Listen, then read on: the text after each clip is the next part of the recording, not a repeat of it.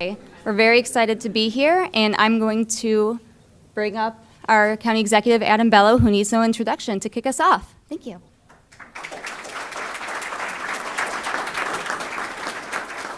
All right. Thank you, Callie. Good morning. It's really wonderful to be here with all of you today, and really an honor on such an important and meaningful occasion, the swearing in of Monroe County's newest district attorney, Brian Green.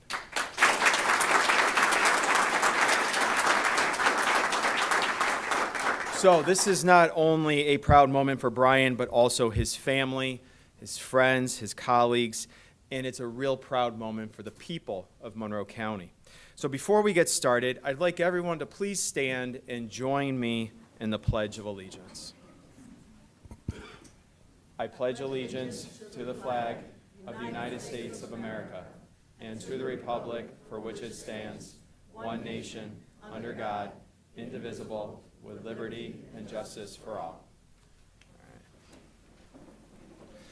Now, we're fortunate enough to be joined today by many elected leaders and special guests.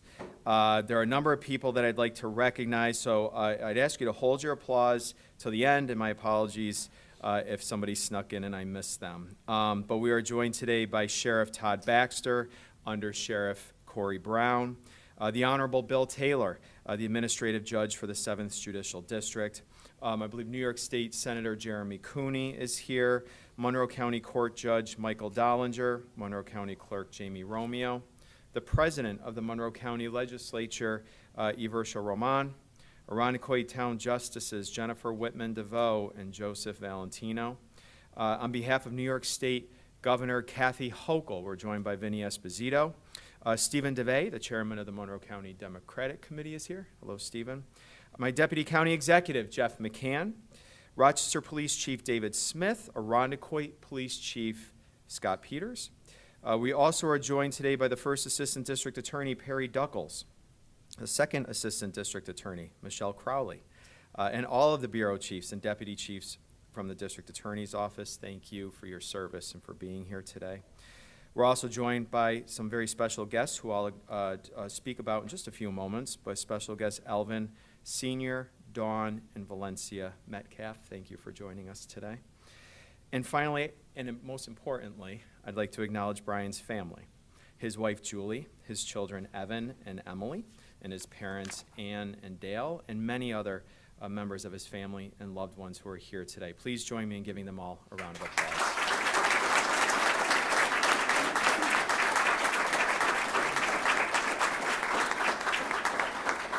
So I want to start by taking a moment to thank Governor Kathy Hochul for her leadership and for her appointing Brian to this critical role.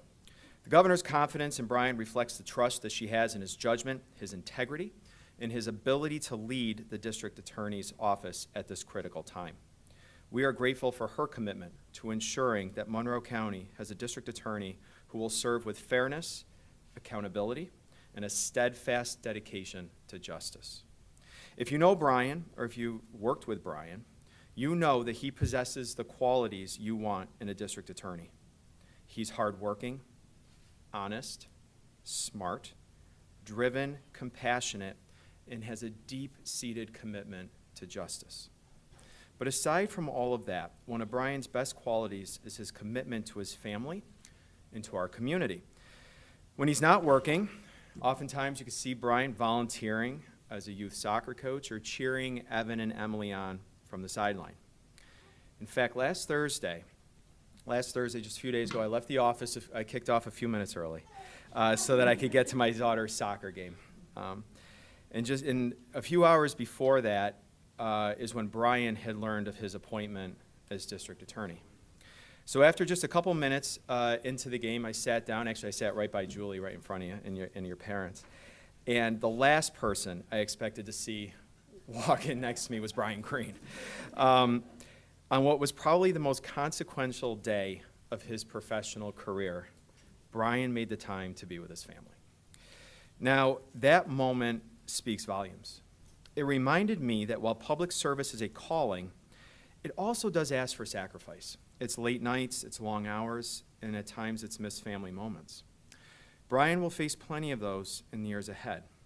But what makes him as strong is that his family is by his side. Julie, Evan, and Emily, who will share in both the pride and the weight of this office. Their patience, their support, and understanding are what make it possible for Brian to serve this community at the highest level. And for that, we are all so deeply grateful for you. I also want to take a moment to thank the assistant district attorneys and support staff who make up the backbone of the district attorney's office. It feels like it was just yesterday, but I think it was like 10 or 12 years ago I actually worked with a number of you, so I could see firsthand the long hours you dedicate, the difficult cases you carry, and the commitment you show to victims, families, and the pursuit of justice. And that commitment does not go unnoticed. Public service is not easy work. It demands sacrifice, resilience, and a belief that justice matters. Your service strengthens the rule of law in our county, and it ensures that this office lives up to the highest purpose, protecting our community with fairness and integrity. Now, public safety is the foundation of Monroe County, but it is not achieved in isolation. The role of the district attorney is one of the greatest responsibilities in public service. Every decision carries incredible consequences, from victims and families seeking justice to a community that looks to this office for accountability and integrity. The oath Brian takes today is powerful because it's taken in public. It's a solemn promise, not just made in words, but witnessed by all of us, an affirmation that justice is not a private responsibility, but it's a public trust. Now, I've known Brian for more than a decade. He's a skilled prosecutor, he's an excellent manager, and he's an honorable judge. He is committed to working in partnership with Sheriff Todd Baxter, with me, and all of our local law enforcement agencies, and with residents across Monroe County to keep our neighborhoods safe and to ensure those who do harm are held accountable. Brian has made this his life's work. Time and again, he has shown the creativity and the determination needed to solve difficult problems. Whether working with our juvenile prosecutor's office, playing that critical role in developing our JEDS program to help when crime was at an all-time high. Instead of relying on old approaches that weren't working, Brian helped us to build a new model that's since been recognized statewide and across the country as an innovative way to help young people, holding them accountable but putting them back on the right track. That same problem-solving mindset was evident last year when challenges arose in other areas of county government. When our medical examiner's office faced serious constraints, Brian was instrumental, helping lead reforms that improved operations and restored the public trust. He understands that public service isn't just about managing the crisis of the day. It's about building systems that deliver the very best service to the people that we're charged to represent. Now, Brian has spent 10 years at the DA's office prosecuting some of the toughest cases. Many of you will recall the tragic murder of Elvin Metcalf in 2014. Elvin was senselessly killed for refusing to take part in an insurance fraud scheme. Brian prosecuted that case, secured a conviction, and he ensured that Elvin's killer would be held accountable with a lifetime sentence. That case and the pain carried by the Metcalf family remained with Brian. Their courage and resilience are part of why we are here today, and why Brian asked that they, along with Elvin's sister Valencia, join us for this ceremony. It's a privilege to welcome the Metcalf family here. Now,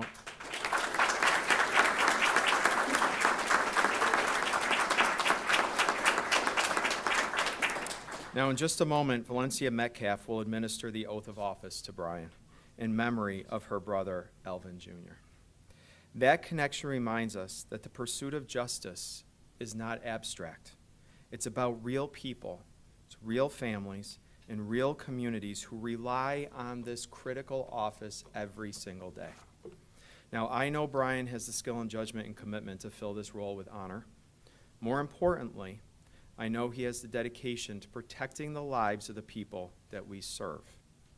Brian, as you take this oath, may we all recognize the seriousness of the responsibilities you are accepting and the tremendous opportunity that it presents to make our community safer, stronger, and more just. So Congratulations to you and your family, Brian. I look forward to working alongside you to protect Monroe County in the years ahead. So with that, it is my pleasure to bring up Brian, the Green family, and Valencia to come forward to administer the oath of office.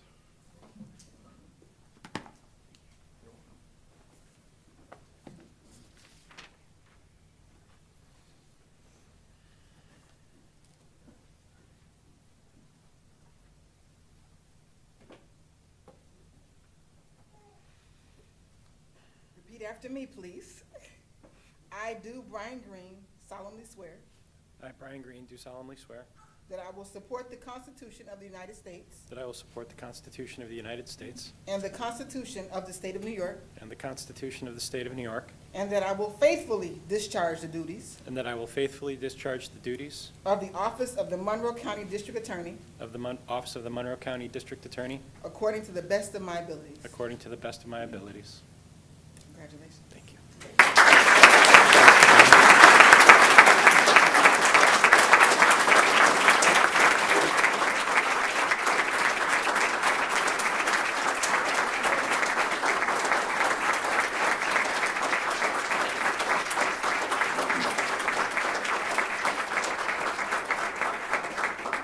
Thank you, everyone.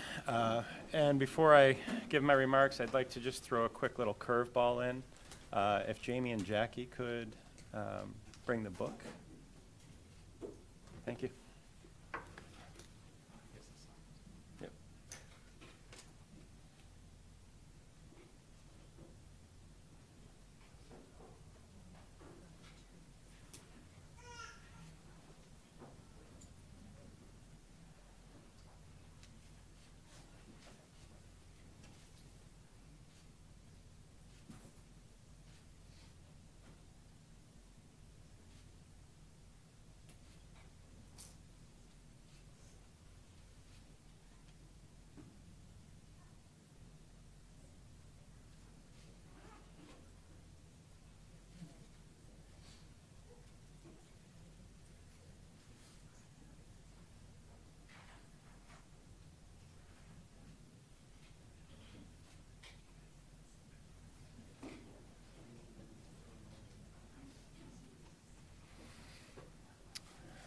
So that's the second time I've signed that book.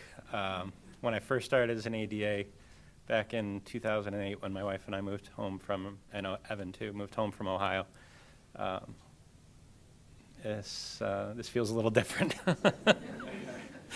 I want to thank you, County Executive Bello, for that introduction, your friendship and support. And I want to thank you, Valencia and Dawn and Alvin Sr. for being here and taking part in this with me. I can't tell you how many times I've thought of you all and Alvin Jr. over the years. The case really did stick with me.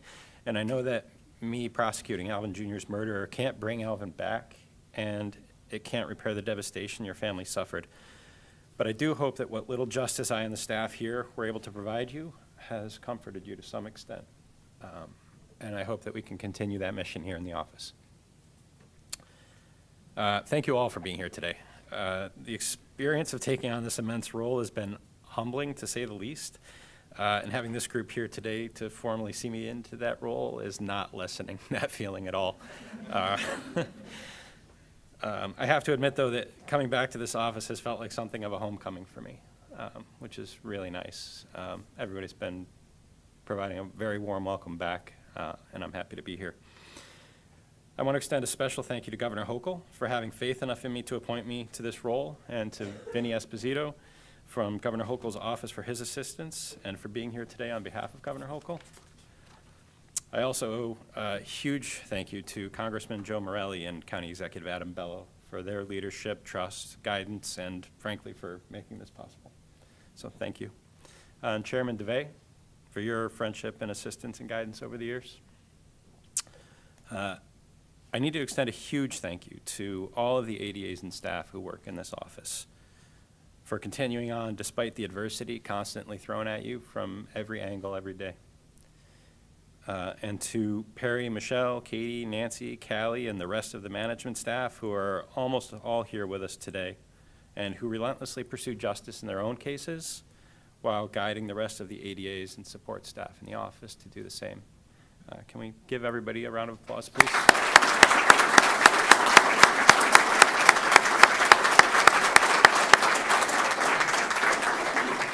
And I want to thank all the other elected officials and other public officials for being here with us today and for being willing to put it all out there for the sake of public service.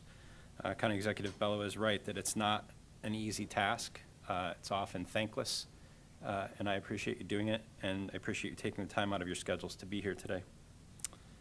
I want to thank my parents and my sister for your unconditional love and support and the example that each of you set for me.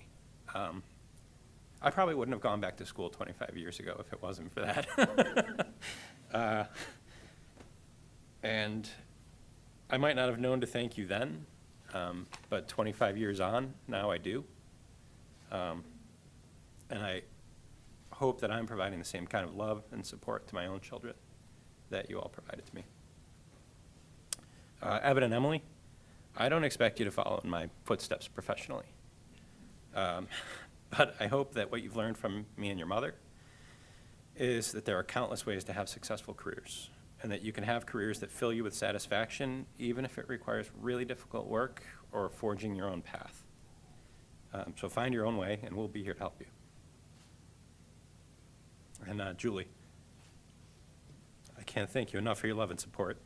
I know there have been difficult times throughout our 23 years together because of my career choice. And I appreciate you putting up with me forging my own path, and especially for putting up with all the stuff that comes along with these types of public service jobs and with politics especially. I owe you a debt of gratitude that I'll never be able to repay. Thank you. All right, so I'm going to give you the too long didn't read version first of my philosophy on this job, leading the office, and some new business for the office. And then after that, you're free to doze off or leave for the rest of it if you want to. I will be in the office every day. And I will treat the staff of the office, the community, our partners in the criminal justice field, our civic leaders with respect. I'll treat them all professionally. You all deserve that. I'll work tirelessly to secure the safety and security of our community every day. And I will implore the staff and the ADAs in the office to continue doing so as well.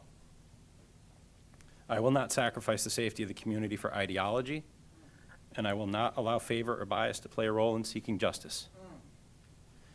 Over the coming months, I will implement a comprehensive training program for new ADAs to ensure that everyone who is prosecuting cases knows all of the things that they need to do the job well and effectively. I'll return the office to a robust model of continuing education for those who've been in the office to ensure that we're addressing concerns that arise in our everyday practice on an office-wide scale.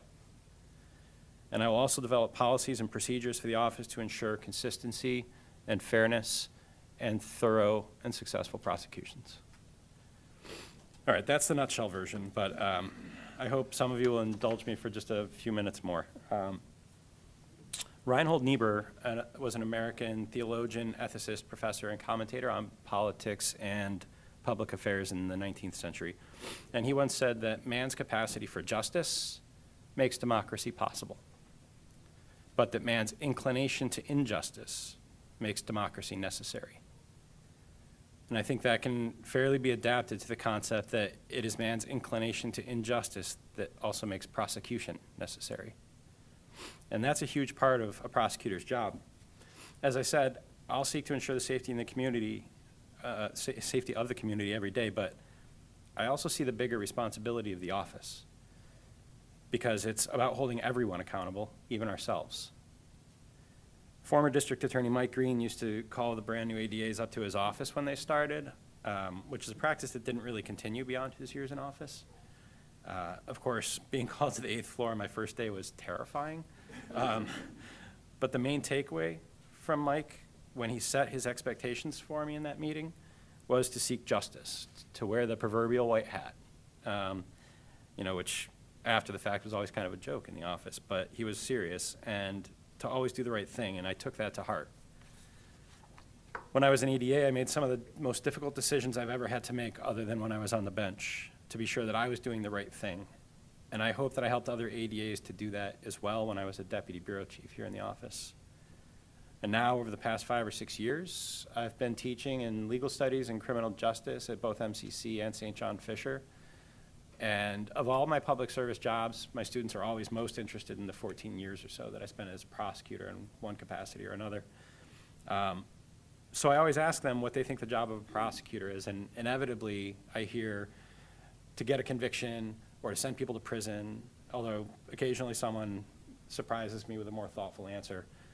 But what I tell my students is that the job of a prosecutor is to seek out justice, to wear that proverbial white hat. I tell them that in my view, the job is to do the right thing on every case, every day.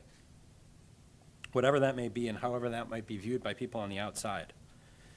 Sometimes seeking a conviction and sending a person to prison for the rest of their life is the job.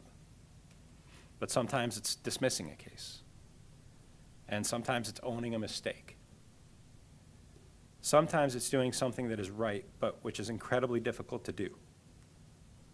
And this isn't a concept that comes naturally to many people. Running an office like this requires leadership from the top down on a day-to-day basis to give people the support that they need to find their way to doing the right thing on every case, every day. And I will be a leader for this office. And in doing so, my team and I will fight every day to ensure the safety of the community, and we'll continue creating and maintaining the relationships between this office and all of our partners, including law enforcement, partner agencies, civic leaders, the defense bar, the judiciary, and we'll do the right thing. Thank you.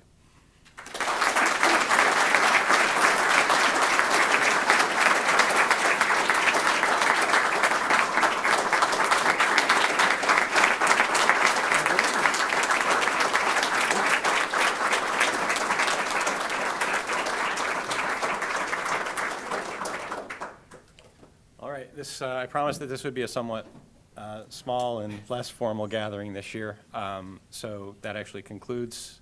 But I will be happy to greet people or talk to people, and then I'll address the media afterwards. All right, thank you.